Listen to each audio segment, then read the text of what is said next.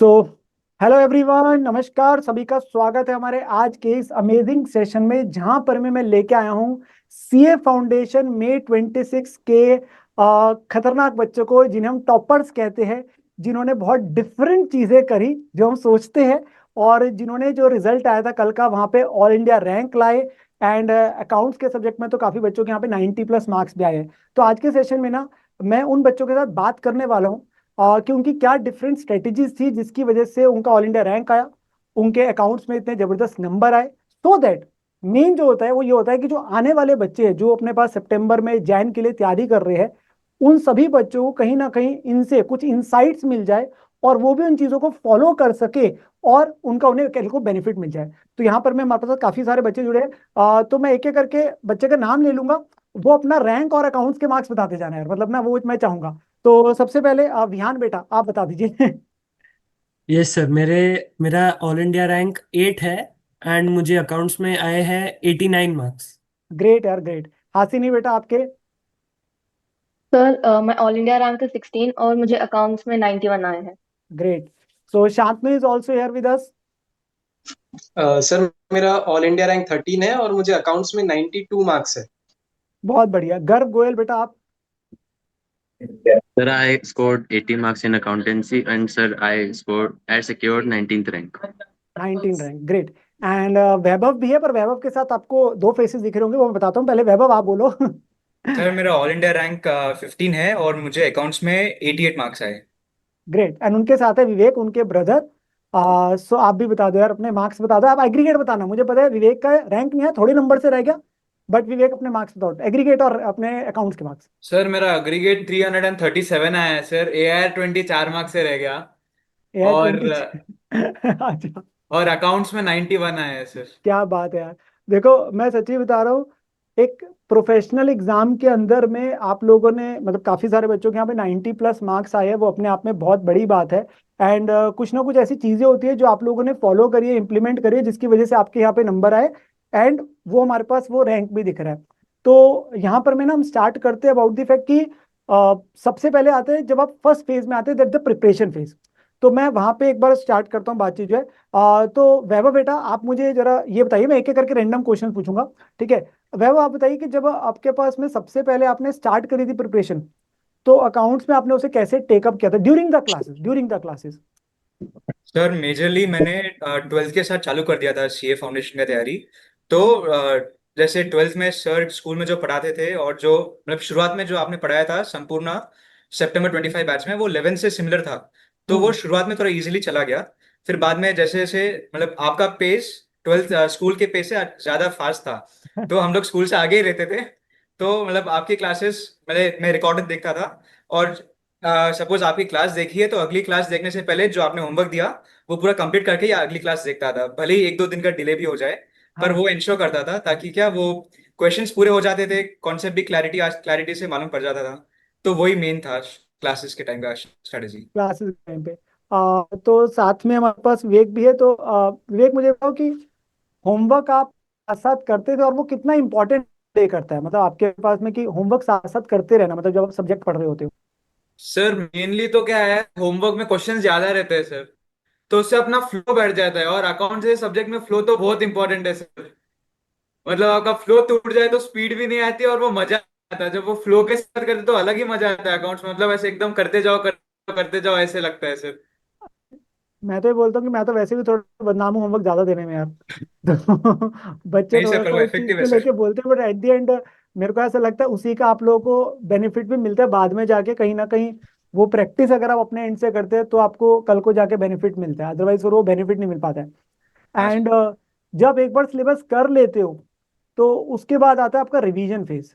तो वहां पर में भी और इम्पोर्टेंट एक रोल प्ले करता है। तो मैं यहाँ पे शांतनु से पूछना चाहूंगा, शांतनु बेटा, जब आपने रिवीजन चालू करी थी, तो आपने अकाउंट्स की एक तो कितनी टोटल रिवीजन करी थी, और रिवीजन फिर कैसे करी थी, थोड़ा सा उस पर हमें बताइए, मतलब आप। सर वो एक तो मेरा पहले कोर्स हुआ था, फिर जब आपके साथ मैंने एक्चुअली सेकेंड टाइम किया था। ओके। अ, उसके बाद सिर्फ एक रिवीजन हुआ था मेरा, जो एग्जाम के 4 दिन पहले वाला था। अच्छा। तो उसी में तो जो आपके साथ करते समय तो पूरे क्वेश्चन वगैरह वो सब किए, और आखिरी दिन पे जो आपने बोला था कि मिस्टेक्स हर जगह मार्क करके रखना, तो मैंने मिस्टेक्स मार्क करके रखी थी और यूनिक पॉइंट्स मार्क करके रखे थे हर क्वेश्चन के। तो बस ओके। उतना उतना देखता था। और मेरा ऐसा स्पेसिफिक ऐसा था कि मैंने जो क्वेश्चन बैंक थी उसमें ज्यादा मार्किंग नहीं कर रखी थी, सिर्फ जो क्वेश्चन था वो इंपॉर्टेंट, उसमें कहीं पे ऐसा अंडरलाइन नहीं किया था, क्योंकि जब तुम वापस पढ़ते हो तो वो पेपर में तो तुमको कहीं से अंडरलाइन नहीं आ रहा है कि जो कीवर्ड है जिसके कारण पूरा मतलब बदल जा रहा है, तो वो तुमको समझ में आना चाहिए खुद से। इसलिए मैंने क्वेश्चन बैंक में कुछ भी मार्क नहीं किया था कीवर्ड वगैरह जिसके कारण क्वेश्चन स्पेशल है, की पॉइंट वगैरह। पर वो कॉपी में मार्क करके रखा था, तो उससे जल्दी जल्दी वो अलग कलर से मार्क करके रखा था जैसे आपने बोला था। तो एक आपके पास जो एक चीज, क्योंकि हम चीजें देखो क्लास में बहुत सारी बताते हैं, बट आपकी बात से एक चीज निकल के आई कि अगर आप अपने रिवीजन फेज में जो मिस्टेक्स हम करते हैं अगर आप उसे मार्क करके रखते हो तो कहीं ना कहीं आपको उसका बेनिफिट हमेशा मिलता है बाद में जाके। So that is a very मतलब yes. Good take away for the मतलब नेक्स्ट सेट ऑफ स्टूडेंट्स।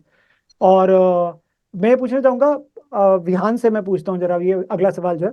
सो विहान बेटा मुझे जरा ये बताओ, आप पेपर के समय और जो पेपर से वो जो एक दिन पहले मिलता है, वैसे अकाउंट्स के पेपर में 3 दिन भी बच्चा लगा सकता है तैयारी, उस समय को आपने कैसे मैनेज किया था, मतलब वहां पे कैसे अकाउंट्स को टेकअप किया था? सर मेनली मैं कहना चाहूँगा कि मेरे अकाउंट्स में एग्जाम्स के पहले 2 से 3 बार रिवीजन हो गए थे, एंड मैंने 1 2 बार टेस्ट्स भी दिए थे, और उसमें भी काफ़ी मतलब अच्छे टाइप मार्क्स आए थे। बट क्या हो गया था कि एग्ज़ाम के पहले थोड़ी एंग्जाइटी के कारण धीरे धीरे सिली सिली मिस्टेक्स होने लग गए थे, जैसे प्रैक्टिस में एंड उसमें। तो उसके कारण मैंने फिर आपके मैराथन्स देखना स्टार्ट किया। तो तब मुझे इतना कॉन्फिडेंस का बूस्ट मिला ना कि मैं सोचने लग गया था कि ये एग्जाम तो फाड़ के निकल जाऊंगा यार। इसमें मजा आया, कॉन्फिडेंस बूस्ट हो गया था ऑनेस्टली, एकदम सच्ची। तो ओके। उससे उससे बहुत हेल्प हुई थी। कॉन्सेप्ट्स क्लियर थे पहले से, बट धीरे धीरे वो एंजाइटी के कारण, एग्जाम के प्रेशर है, घर वाले से बस बोल रहे हैं ऐसे कि अच्छे से करना, अच्छे से, उसके उसके कारण कॉन्फिडेंस काफी बूस्ट हुआ। Yes. नहीं, ग्रेट यार, ग्रेट।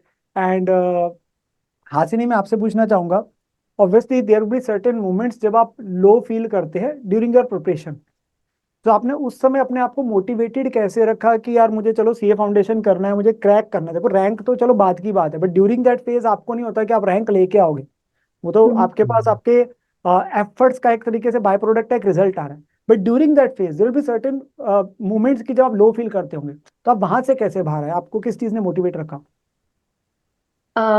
आई थिंक मेरे लिए I think it's important to take a break studies से, क्योंकि जब आप बहुत सारी चीजें एक ही बार करने लगते हो तो आपका दिमाग ओवरलोड होने जाता है, एंड आपका anxiety, you get really anxious ना, इसलिए एटलीस्ट 1 2 दिन का ब्रेक लेना इज वेरी इंपॉर्टेंट। और आई थिंक जस्ट मुझे ये सोचने में अच्छा लगता है कि अगर पास हो जाओ तो कितनी खुशी मिलेगी, एंड मेरे पेरेंट्स कितने प्राउड होंगे, and that gives me motivation to like start again. Good यार, मतलब अपने पास में हर किसी का एक अपना मोटिवेशन फैक्टर होता है। कईयों के घर में यहाँ पे ही मेरे ख्याल कुछ बच्चे जिनके पेरेंट्स चार्टर्ड अकाउंटेंट, तो वहां से एक मोटिवेशन आते हैं। कईयों को होता है यार हमें फर्स्ट सीए अवर फैमिली में बनना है, वो एक चीज आती है। तो कहीं ना कहीं से मोटिवेशन आती है, और मुझे ऐसा लगता है that is more important rather than कि हम टीचर जो देते हैं मोटिवेशन वो टेम्परेरी होती है। मेरे को वो लगता है कि एक दिन आई, 2 दिन आई, पर खुद से जब आप ड्राइव करो ना, कोई एक आप लोगों का खुद को आप अचीव करना चाहते हो, कुछ जीवन में करना चाहते हो, हम्म। वो ज्यादा इंपॉर्टेंट, और वो लंबे समय तक आपके पास में रहती है चीज जो है। अच्छा यार, मतलब चलो ये बातचीत होगी, मतलब हमारे पास ना पढ़ाई को लेके यहाँ ना बच्चे हमेशा अपने पास में चाहते होते हैं तुम लोगों के ना पढ़ाई के अलावा वाली बातें, तो थोड़ा सा हम उस पे जाएंगे। तो आप लोगों के कुछ हॉबीज को लेके मैं बात करना चाहूंगा। तो डिफरेंट सेट मतलब क्या है, मतलब कि क्या करते हो, मतलब कि पढ़ाई के अलावा क्या करते हो, मतलब वो चीज एक छोटा छोटा जानना चाहेंगे, एक एक चीज मतलब। तो स्टार्टिंग विद हम अपना शांतु से पूछ लेते हैं। शांतु बेटा, क्या पसंद है पढ़ने के अलावा? हाँ सर, पढ़ने के अलावा तो मुझे 8th से इंटरेस्ट था स्टॉक मार्केट में, तो मैं वही एनालाइज करते रहता हूँ और बाकी एक्सरसाइज करता हूँ। ओके, ग्रेट यार। तो विहान इज ऑल्सो यार। यस सर, मैं काफी मतलब स्पोर्ट्स एंड उसमें ही जाता था। बीच बीच में दोस्तों के साथ बैडमिंटन क्रिकेट हो गया वो खेलने जाता था। तो उससे क्या है, वो बहुत टाइम का स्ट्रेस एंग्जाइटी वो धीरे धीरे फिर बिल्डअप होने लगता है, एंड फिर एक दिन स्टूडेंट बर्नआउट हो सकता है। तो उसके कारण बेटर है कि धीरे धीरे some part of the day 30-40 minutes उतना तो आई फील डेफिनेटली स्पोर्ट्स या ऐसा कुछ तो खेलना चाहिए, वरना बहुत स्ट्रेस आ जाता है माइंड पे। ये मैंने सवाल भी पूछने का इसीलिए था क्योंकि कई बच्चों को ये लगता है कि शायद टॉपर्स होंगे तो ये 15-15 20-20 घंटे पढ़ते होंगे, कुछ डिफरेंट खाते पीते होंगे। ऐसा कुछ नहीं होता। इट इज ऑल अबाउट आप वो रूटीन अपनी कैसे मेंटेन कर पा रहे। तो ये आप अपना जीवन में पढ़ाई भी करनी है 8-10-12 घंटे, बाकी भी है उसमें कुछ चीजें करो। सो अब दो भाइयों से जान लेते हैं पहले।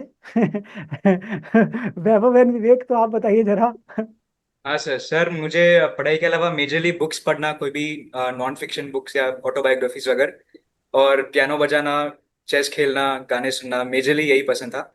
और कभी माइंड रिफ्रेश करने के लिए साइकिलिंग के लिए चले जाता था। अच्छा, क्या बात है यार, मतलब। और विवेक? सर मेजरली तो क्रिकेट ही है सर, बट अभी थोड़ा कम हो गया है। नहीं तो एग्जाम के टाइम, मतलब एग्जाम से पहले वही गेम में फ्री फायर ये वो खेल लेते थे सर दोस्तों के साथ। कभी यूट्यूब देख लेते थे तो क्या माइंड रिफ्रेश हो जाए, तो वो पढ़ाई का चीज नहीं रहता है। नहीं तो वही हम प्रेशर लेके चलते हैं तो जो आगे पढ़ना चाह रहे हैं हम लोग वो भी दिमाग में नहीं घुसता। तो एक बार एकदम ब्लैंक हो जाते हैं, उसके बाद पढ़ने में अच्छा लगता है। Good. And Hasini is also here, तो हासिनी भी बताना चाहती है मेरे को क्या पसंद है। Sir mainly dance. I am very interested in dance, और मुझे बुक्स पढ़ना अच्छा लगता है। And I also play volleyball and badminton as sports. So great. तो यार देखो, क्रिकेट खेलना तो मुझे ही बहुत पसंद है, तो कभी मौका मिलेगा तो हम क्रिकेट जरूर खेलेंगे। यहाँ पे है बहुत सारे क्रिकेट लवर्स जो है, ठीक है ना। So I still wants to play cricket, और खेलता भी हूँ कभी मौका मिलता है तो मुझे खुद। और ये चीजें मेरे को लगता है सच में बहुत जरूरी है to keep you on the track, to keep you rejuvenated. वो बहुत जरूरी है कि कोई ना कोई आप ऐसी चीजें करो। एंड फिजिकल एक्टिविटी मुझे लगता है is very important. Physical activity is very important, चाहे वो किसी भी तरीके की हो। चलो यार, अब बैक टू द अकाउंट्स पे आते हैं जरा। ऐसा नहीं हो सकता कि सारी जर्नी स्मूथ निकले और सारे चैप्टर आसान लगते हो। पक्की बात है। मतलब मान ही नहीं सकता कि मतलब जिस बच्चे को सारे चैप्टर आसान लगते हो, हम तो बोल ही देते हैं बेटा ये चैप्टर भी आसान है, चैप्टर भी आसान है। तो आप में से जो है, मुझे बताना सबसे इजी चैप्टर और सबसे टफ चैप्टर में जिसमें दिक्कत आई थी, वो बताना मतलब जरूर जो है। तो विहान बेटा आप जाइए जरा। सर सबसे मुश्किल मुझे पर्सनली सिंगल एंट्री चैप्टर लगता था। ओके। बिकॉज उसमें काफ़ी एडजस्टमेंट्स होते हैं, एंड जल्दबाजी में हम एक इफेक्ट देना भूल जाते हैं या ऐसा कुछ हो जाता है, जिसके कारण पूरा आंसर मैच नहीं होता, एंड लास्ट में टैली भी नहीं होता। तो हम्म। वो स्टार्टिंग के प्रिपरेशन के वक्त I I hated that chapter, and which is why मैं हमेशा उसको अवॉइड करता था। जो मॉक टेस्ट दिए थे उसमें भी आई नेवर अटेम्प्टेड इट।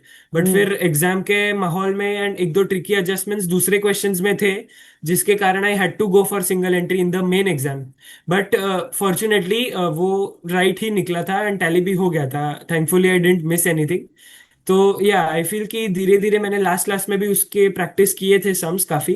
तो आई फील उससे धीरे धीरे कॉन्फिडेंस बिल्डअप हुआ। और सबसे आसान कौन सा लगा था वैसे?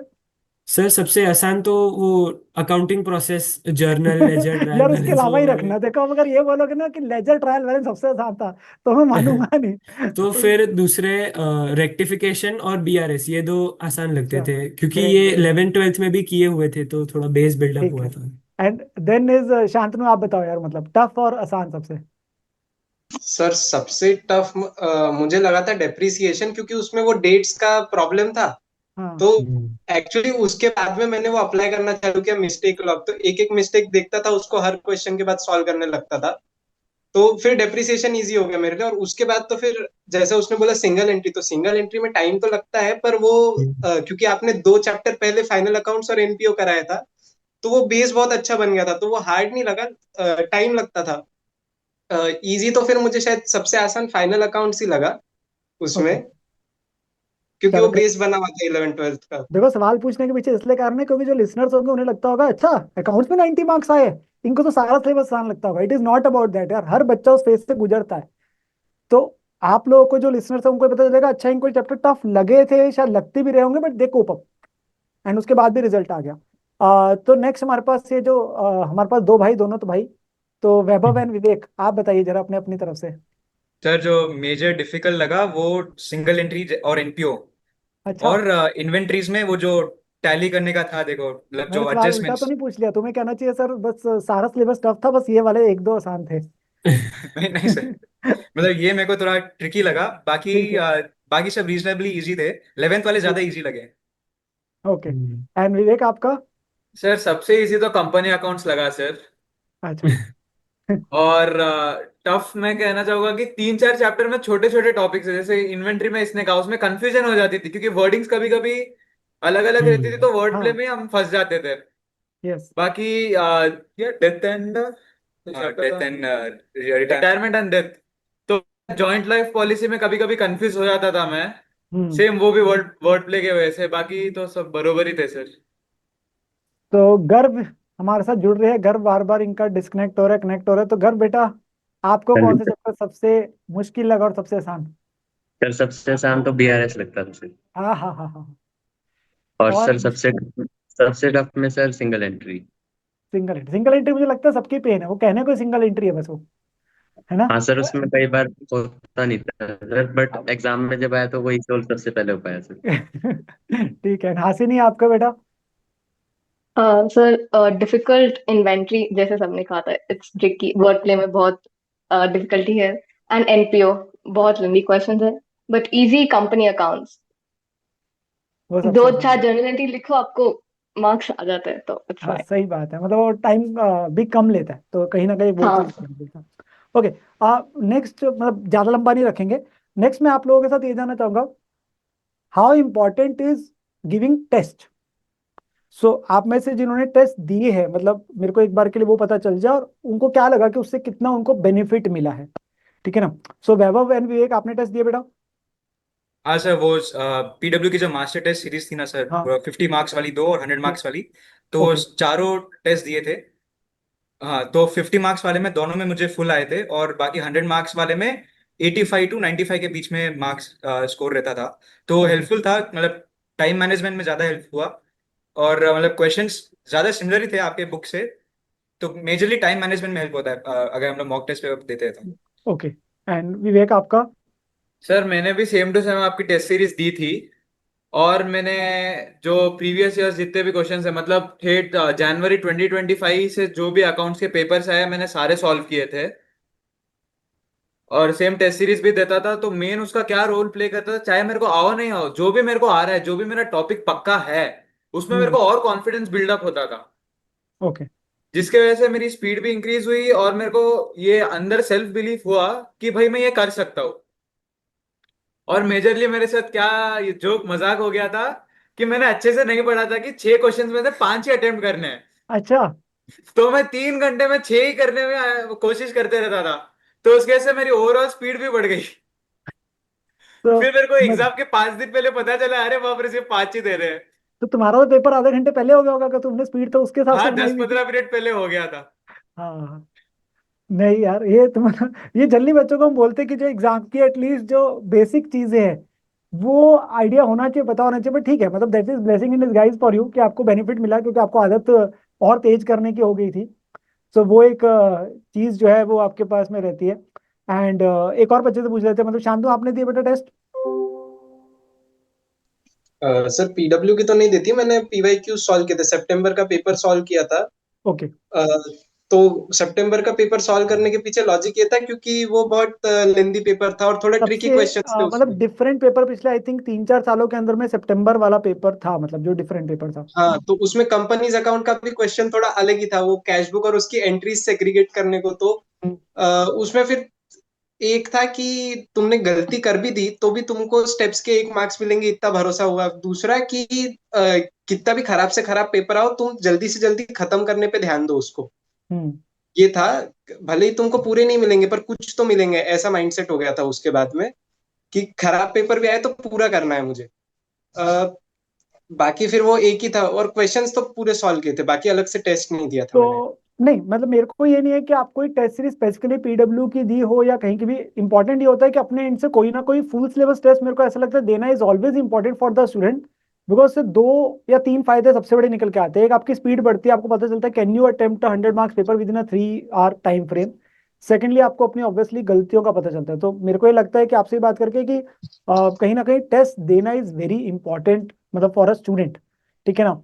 एंड इसके अलावा मैं आपसे जानना चाहूंगा पेपर के समय करते समय मतलब क्या अजीब सा लगा था, बिकॉज मैंने बहुत बार देखा है कि बच्चे तैयारी करके जाने अलग बात होती है, बट उस 3 घंटे के अंदर में वो निकालना, अपनी परफॉर्मेंस देना, वो एक अलग बात होती है।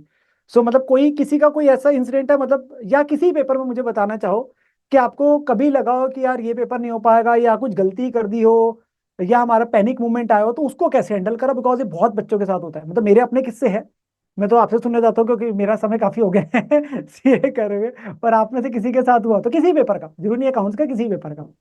सर लॉ में हुआ था सर, मतलब लॉ अच्छा। में जब एग्जाम लिखने गया था तब ऑलरेडी सर भारी था। वो पेपर जब खोला था मालूम पड़ा कि ये पेपर बहुत डिफिकल्ट है, नहीं होने वाला है। पर बस मतलब यही सोच के लिखा था कि 40 आ जाए, पास हो जाए, प्रॉब्लम नहीं है। पर फाइनली हो गया, मतलब लास्ट में 14 मार्क्स का पेपर छूट भी गया था, टाइम भी नहीं था। ओके। हाँ, तो थोड़ा उसकी वजह से मूड भी डाउन हो गया था। पर फिर भी आगे पढ़ाई की और ठीक है, 62 आया, रीजनेबली वेल। ग्रेट। और किसी का पेपर के अंदर में कोई सर सर क्योटिक चीज? सेम सर मेरा भी मेरा लॉज और अकाउंट्स में था सर। लॉ में तो मैं पेपर खोला यूं और मैं देखते जा रहा हूँ, क्वेश्चन ही खत्म नहीं हो रहा है, ये क्या है। पूरी पैराग्राफ पैराग्राफ पे पैराग्राफ लिखे जा रहे हैं क्वेश्चन में, क्वेश्चन का एंड ही ढूंढने में लगा हुआ हूँ। फिर अकाउंट्स के पेपर में तो सॉल्व कर रहा था, मेरे को रिटायरमेंट एंड डेथ थोड़ा बहुत टॉपिक इधर उधर ही था मेरा, तो उसमें थोड़ा मुश्किल लगा। बाकी तो वही मैंने जैसे आपको कल कहा था कि एकदम आपकी बुक से ही रेप्लिका था, वैसा था वो क्वेश्चन पेपर पूरा, तो मैं एकदम वो फेमिलियर क्वेश्चंस थे। देखो, मेरा बुक का यही रहता है, चाहे वो फाउंडेशन इंटर फाइनल की, कोशिश ये करता हूँ कंटेंट डिफरेंट नहीं है, मतलब मैं ऐसा नहीं कह रहा, इट इज ओनली कि मैं कोशिश ये रहती है कि एक जगह पे बच्चों को सारा मिल जाए, अलग से ढूंढना ना पड़े। तो चाहे वो स्टडी मैट है, आरटीपी आज तक है, पीवाई क्यू आज तक है, एमटीपी, सब एक जगह मिल जाए, और सेग्रीगेशन हो clearly, class question, homework question, repetition, वो रेपिटेशन वाले क्वेश्चन वहां डल जाए, सो that बच्चा एक सिस्टमेटिक तरीके से पढ़े। तो अगर वो पढ़ रहा है ना, फिर उसको बाद में दिक्कत नहीं आती, मतलब काइंड ऑफ, तो वो एक चीज रहती है हमेशा। एंड वो पेपर वहीं से आने, मतलब मेरे को ऐसा लगता है अगर वो न्यू आएगा तो फिर वो सबके लिए न्यू है, कभी रेयर केस में आ जाए, पर आपको मेजोरिटी 80 to 90% वहां से मिल जाता है देखने को। एंड हिकअप्स भी जनरली अकाउंट्स के पेपर में इंस्टीट्यूट के द्वारा कम होती है। They generally play with what I have seen with the other papers, मतलब खासकर जैसे लॉ के अंदर है, लेंथी एकदम से बहुत ज्यादा डाल दिया तो बच्चे को तकलीफ हो जाती है, फिर वो हैंडल कैसे करना है। या कभी कभी मैथ्स के अंदर में ऐसा मैंने देखा है कि बहुत ही डिफरेंट क्वेश्चंस डाल दिए, वो तो आजकल तो एआई जनरेटेड भी बहुत चीजें होगी ना, तो तो वहां से क्वेश्चन बना के डालिए तो बच्चा एकदम से बौखला जाता है, क्योंकि होता क्या है, वो होता 10 या 20 नंबर का टफ है, बट उसकी वजह से बच्चे की मेंटेलिटी ऐसी हो जाती है कि यार पूरा पेपर टफ है और हमसे नहीं हो पाएगा, तो वहीं छोड़ देता है। तो वो अपने आप का ना इनर सेल्फ स्ट्रॉन्ग करके चलना, और वो 3 घंटे बैठना या 2 घंटे बैठना इज मोर इंपॉर्टेंट। चलो, आप सेशन को रैप अप करने की बात करेंगे, मैं बस इतना आपसे जानना चाहूंगा, any single piece of advice which you want to give to the next students, मतलब जिनका अटेम्प्ट सितंबर या जनवरी में है, वो अपने पास में, उनके लिए कोई एक छोटी सी एडवाइस अपनी तरफ से आप बताना चाहो। तो स्टार्टिंग विद हसीनी, आप बेटा, आप बताइए अपनी तरफ से। Sir my advice will be कि don't stress out too much, exams अच्छे ही जाएंगे। और अगर एक दो पेपर, जैसे लॉ मेरा बुरा गया था, डोंट वरी, आपके इस उस पेपर की वजह से आपने डोंट थिंक कि हाँ मेरे सारे पेपर्स बुरे जाएंगे। It will go good, because अगर आपने आईसीआई की पीवाईक्यूज करे तो you will know that ICI has a pattern, and mostly उस पैटर्न को ही फॉलो करेगा, तो don't stress out too much. Shantu बेटा, आप की तरफ से कोई advice to the students? Sir मेरी सबसे जो चेंजिंग एडवाइस थी, वो जो आपने मुझको दी थी, वो थी मिस्टेक वो। मिस्टेक्स वाली। और दूसरा कि टाइमर, वो मतलब किसी भी सब्जेक्ट में लगाओ, मैथ्स में भी लगाया था मैंने वो, तो उस वक्त हेल्प हुई थी मुझे। ग्रेट। विहान, आपकी तरफ से बेटा? सर मैं अगर एक पीस ऑफ एडवाइस देना चाहूंगा, सिर्फ वन वर्ड में, वो है कंसिस्टेंसी। थ्रू आउट अगर बंदा रोज 8 आवर 6 आवर 6 to 8 आवर्स दे रहा है रोज, तो उसका डेफिनेटली रिजल्ट अच्छा आएगा, कंपेयर टू एक दूसरा बच्चा जो स्टार्टिंग में ज्यादा नहीं मेहनत कर रहा है बट लास्ट में 12 12 14 14 घंटा पढ़ रहा है। उसके कंपैरिजन में वो पहले वाले बच्चे के ही ज्यादा नंबर आएंगे, बिकॉज कंसिस्टेंसी से धीरे धीरे प्रेशर रिलीव होता जाता है एग्जाम के वक्त, हम्म। एंड उसके कारण टाइम टू टाइम रिविजन होता जाता है, तो कॉन्सेप्ट्स दिमाग में बैठते जाते हैं इसीलिए। ठीक है, आप में से तीनों में से किसी ने कोई डिफरेंट एडवाइस देनी है तो बोलना। so, गर्व, आपकी तरफ से कोई और एडवाइस है? Sir, from my side, I want to say that sir, test is very important, sir. Yes. Sir जैसे हम अगर हमारा सिलेबस टाइम से कंप्लीट कर लें, तो हम अगर जितनी ज्यादा प्रैक्टिस खुद से करेंगे तो उतना ही बेनिफिट रहेगा, कॉन्फिडेंस भी सर उसी से बूस्ट होगा। Giving test is very important. And last from Vaibhav and Vivek. Sir majorly तो हमें पूरा सिलेबस कवर करना चाहिए सर, कोई भी टॉपिक नहीं छोड़ना चाहिए, क्योंकि मतलब वेटेज जरूरी नहीं है कि वो टॉपिक का सिमिलर रहेगा, ऊपर नीचे भी हो सकता है, तो उसकी वजह से पेपर में प्रॉब्लम आ सकती है, तो पूरा सिलेबस कवर करना चाहिए, वही majorly. Comprehensive study from your side मतलब। ओके, एंड विवेक आपकी तरफ से नहीं? सर बाकी तो सबने बोल ही दिया है जो बोलना होता है। मैं लास्ट में यही कहना चाहूंगा कि कोई भी स्ट्रेस मत लो, ठीक है, बस मजे करते हुए पढ़ो, अपने दिमाग को ज्यादा हल्का रखो, दिमाग को मजे करते हुए पढ़ो, अपने आप हो जाएगा, ऊपर वाला देख लेगा अगर आपकी मेहनत सच्ची है तो। तो हाँ, नहीं ठीक है, जैसे मैं कहता हूँ मतलब खुश रहना इज वेरी इंपॉर्टेंट अपने आप में, दैट इज वेरी इंपॉर्टेंट। और मतलब वो बहुत इंपॉर्टेंट है, जैसे आपने कहा मजे करते पढ़ो, बिकॉज टेंशन से पढ़ोगे तो हमेशा क्या होता है वो आप टेंशन में ही रहोगे और वो दिमाग में जाएगा भी नहीं। सो जितना पढ़ रहे हो उतने समय एटलीस्ट अपने पास पूरा फोकस रहे और खुश रह के पढ़ो, दैट इज द की। सो मेरी तरफ से सेशन यार बहुत बढ़िया रहा, मेरे को अच्छा लगा आप सभी से इंटरेक्ट करके।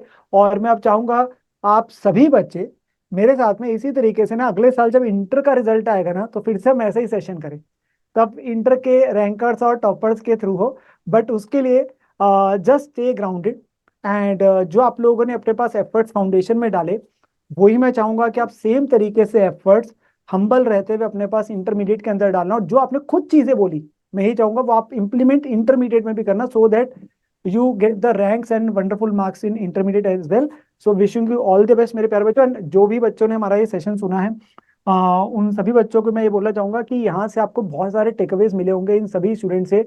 कोशिश करिए कि इनमें से जो भी आपको यूजफुल चीजें लगती है, बिकॉज हर बच्चे की अपनी जर्नी है, हर बच्चे की अपनी तरीका है पढ़ने का, उसके लिए मोटिवेटिंग फैक्टर अलग हो सकता है, उसके कंस्ट्रेंट्स अलग हो सकते हैं। आपको जो भी लगता है कि आप इनमें से जो भी हमारे पास टॉपर बच्चे इनके से कोई भी चीजें अपने में इंप्लीमेंट कर सकते हो तो उन्हें जरूर करिए। एंड ऑब्वियसली आपके पास रिजल्ट्स में फर्क देखने को मिलेगा। The most important thing which I feel is the consistency, because ये इज अ वेरी आपके पास लंबा कोर्स यहाँ पे रहता है। बहुत ज्यादा आपके पास में क्या होता है कि यहाँ पर मैं लंबी देर तक मोटिवेशन रहना बहुत मुश्किल हो जाता है कहीं ना कहीं। तो टफ भी है, हम ये नहीं कह सकते आसान है, आसान है, because it requires lot of effort. ठीक है ना, तो वो आप बच्चे अपने पास में जरूर वो एफर्ट डालेंगे भी एंड रिजल्ट बढ़िया लेके भी आएंगे। तो इसी तरीके से और सेशन आप लोग के लिए यहाँ पे आते रहेंगे। सो रैप अप करते हैं। सही बच्चे अपना ध्यान रखिए, खुश रहे, स्वस्थ रहे और सीखते रहे। Bye bye. चलो जी।